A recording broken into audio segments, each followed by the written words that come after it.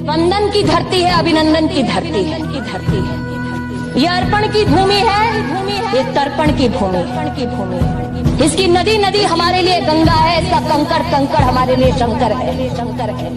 हम जिएंगे तो इस भारत के लिए और मरेंगे तो इस भारत के लिए, और मरने के बाद भी गंगा जल में बहती हुई हमारी अस्थियों को कोई कान लगाकर सुनेगा तो एक ही आवाज आएगी, भारत माता की जय।